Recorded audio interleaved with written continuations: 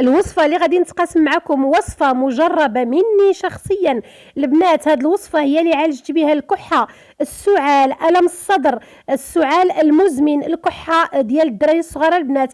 من طبيعه الحال المكونات ديال هاد الوصفه مكونات غنيه بفيتامينات، بلا فيتامين سي بلا البوتاسيوم، هي اللي كترفع لنا المناعه في الجسم البنات وكنتغلبوا على العدوى. نتمنى تشوفوا لا فيديو، تشوفوا المكونات ديال الوصفه لانها مكونات غنيه بفيتامينات كتدعم الجسم وكترفع المناعه ديال الجسم ديالنا وكنتغلبوا على العدوى. مرحبا بكم البنات في القناه، اشتركوا في القناه وفعلوا زر الاشتراك باش توصلوا دائما بالجديد ديال الوصفات المجربه والفعاله. نتمنى البنات تبارطاجيو لا فيديو، تبارطاجيو الوصفه لكل مريض. المكون الاساسي اللي عندنا البنات في الوصفه ديالنا هي 3 الحبات او 4 الحبات او 2 حبات ديال البصل الاحمر. كنعرفوا بان البصل الاحمر غني بفيتامينات اللي كتعطينا كتغذي لنا المناعه ديالنا. ودائما كنوجدوا ماء البصل بقوه في بزاف ديال السوريات ديال الكحه او في وصفات ديال الانتشار ديال هذه العدوى. ما شاء الله البصل البنات مفيد بزاف. خذوا حتى 4 ديال الحبات، كنقيوهم وكنقطعوهم على هذه الطريقه هذه، لاننا ما نحيروش البنات في الطريقه ديال القطع لاننا غادي نطحنوا الكل من بعد. المهم اننا كنديروا واحد الكميه اللي هي وفيره من البصل، لانه البصل كيغذي الجسم وكيدعم المناعه ديال الجسم. اللفت البنات اولا الجزر الابيض، اللفت بكل انواعه كنأكد عليه وكنسطر عليها البنات. الجزر الابيض، اللفت البيضاء اولا داك اللفت المحفور او داك اللفت الهراويه اللي كنقولوا اولا اللفت الصفراء البنات، كل انواع ديال اللفت هي غنيه بالبوتاسيوم وغنيه حتى هي بلا فيتامين سي، وكتستعمل بزاف ديال السيرويات بمركز ديال اللفت.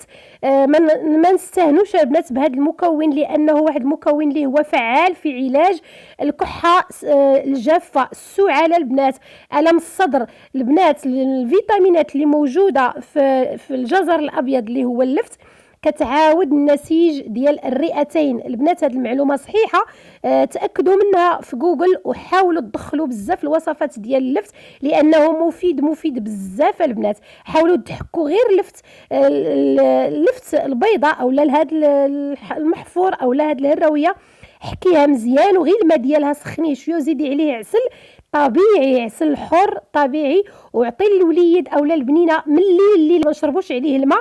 كنعطيو 2 معالق حتى 3 المعالق في الليل البنات، يومين اولا 3 ايام ديال الاسهال المتتالي المتواصله البنات.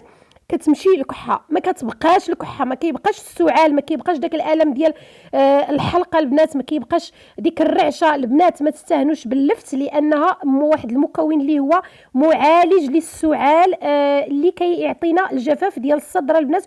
والفيتامينات كما قلت لكم، الفيتامينات والمكونات ديال اللفت ما شاء الله كتعاود في النسيج ديال الرئتين. ما شاء الله هذا المكون البنات ما خصناش نستهنوا به لانه مكون اللي هو غني وفعال وضروري للمناعه ديالنا ولوليداتنا. انا هنا حطيت البنات تقريبا 1 2 حبات ديال اللفت البيضاء و2 حبات ولا 3 ديال هذا اللفت المحفور. كاينه ديك اللفت الصفراء البنات دخلوها. المهم الانواع ديال اللفت كلها غادي تنفعنا. درت البنات قبيطه ديال معدنوس ودرت وريقات ديال المخينزه كنعرفوا بانها كتغسل لنا البنات الجهاز الهضمي، كدير لنا واحد الديتوكس للجهاز الهضمي وزوينه، كتنقي لنا البنات البكتيريا، ما كتخليش لي بكتيري. عن تجربه هذا هو الحساء اللي داومت عليها البنات مده ديال 3 ايام وما شاء الله ما بقاش عندنا الكحه والسعال. كلنا في الدار الحمد لله سخنا الجسم ديالنا. كتشربيها البنات حتى بالنهار، ما يمكنش غير في الليل، كتقدري تشربيه حتى في النهار. انا هنا غير كنحاول نصحح الذوق، مليحه وبزار شويه ديال الكمون، وغادي نزيد البنات الحبوب اللي هي كترفع لنا المناعه. هي حب الرشاد البنات ضروري في هذا الحساء، ضروري في هذه الوصفه لانها زوينه، كتدعم لنا المناعه وكتسخن الجسم.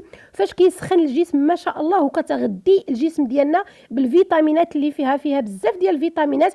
هي مضاده للاكسده وكتعطينا واحد تسخين في الجسم مثالي. فاش كيسخن الجسم كيخرج البرد وما كيبقاش عندنا العدوى في الجسم ديالنا. درت البنات معلقه ديال الكركم البلدي وغادي ندير زويته بلديه. ضروري غادي نشحروا البنات، ما غاديش نديروا الماء على المكونات ديالنا. بالعكس غادي نحاولوا نشحروا المكونات ديالنا على عافيه مهيله. البنات هذه الطريقه هذه كتعطينا واحد الذوق وواحد اللذه في هذا الحساء ديالنا، في هذه الصبه ديالنا كتعطيها واحد اللذه رائعه. حتى الدراري اللي ما كياكلوا ليناش اللفت بهذه الطريقه كياكلوها ما شاء الله، لان من بعد راه كيتطحن كل شيء. والدراري اللي ما كيقدروش بحال الدراري الصغار ديال 3 سنين 4 سنين ما كيقدروش على النسمه ديال اللفت، ديروا لهم شويه ديال فرماج احمر اولا فرماج المربع اولا غير شويه. وشوفوا البنات ما شاء الله الطريقه، وشوفوا المكونات غنيه بفيتامينات كتدعم لنا الجسم. شوفوا الكحه واش غتكون البنات من الليله الاولى، من الاستعمال ديال الاستعمال الاول غادي تلمسوا واحد التحسن، ولكن غتداوموا عليه 3 ايام حتى الاسبوع. والناس اللي ما مرضش ماشي ضروري حتى نكونوا مرض عاد نوجدوا هذه الوصفه هذه، ديروها واخا ما مرضش 2 مرات اولا 3 المرات في الاسبوع باش تحميو الجهاز التنفسي وباش تدعمي الجسم ديالك وديال وليداتك. من طبيعه الحال عطيتها الوقت حتى طابت، وغادي نحيد ديك القبيصه ما غاديش نطحنها ديال المعدنوس، وغادي نطحن المكونات اللي عندي البنات. هذا الحساء اولا هذا المشروب نقدروا نشربوه على طول النهار ماشي غير حتى لليل. شوفوا البنات المكونات اللي فيه غنيه بفيتامينات كتدعم الجسم وكتسخن الجسم البنات، وكلها منافع للجسم في هذا الوقت هذه.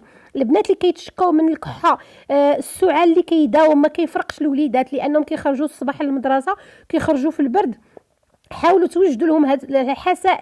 وكما قلت لكم بحال الوليدات نقدروا نلعبوا لهم على الذوق شويه ديال الفرماج احمر، غادي يشربوه حتى في الصباح البنات، ما غتبقاش الكحه، ما غيبقاش داك الم ديال الحلق، ما غتبقاش النهجه ديال الصدر. البنات المكونات ديال هذا الحساء واحد المكونات اللي هي غنيه بفيتامينات زوينه وكتدعم لينا المناعه ديال الجسم وكتدخل لنا في التكوين ديال الرئتين. البنات اللي عندهم الوليدات صغار حافظوا البنات على هذا الحساء لانه واحد المكون الزوين، واستغناي على السيرويات وحيدي لي السيرويات والمواد الكيميائيه، لان المواد الطبيعيه هي اللي كتنفع وكتعطي واحد النتيجه اللي هي فعاله وكتداوي من الاساس. البنات داوموا على هذا النوع ديال الحساء او هذا النوع ديال الصبه، كنتقاسمها معكم لانني انا جربتها ومداومه عليها والحمد لله ما بقاتش عندنا الكحه، ما بقاش عندنا السعال المزمن، ما بقاش الم الصدر، ما بقاش الم الحلقه البنات، ما بقاتش ديك الحمى وديك الرجفه من الليل. البنات كنتمنى تبارطاجيو الوصفه لكل مريض، ولي ولكم الاجر ان شاء الله. بارطاجيوها وجربوها البنات وحاولوا تفعلوا في التعاليق، لان السيدات اللي غادي يجربوها غادي تعجبهم من الاستعمال الاول، خصوصا للوليدات. كنتقاسم معكم هذه الوصفه البنات لانها عجبتني، جربتها وعجبتني، وواحد الحساء اللي هو ناجح والمكونات سهله ولكن القيمه الغذائيه ديالها كبيره بزاف، ما نستغناوش عليها البنات. كنتمنى تعجبكم لا فيديو، والى فيديو قادم ان شاء الله.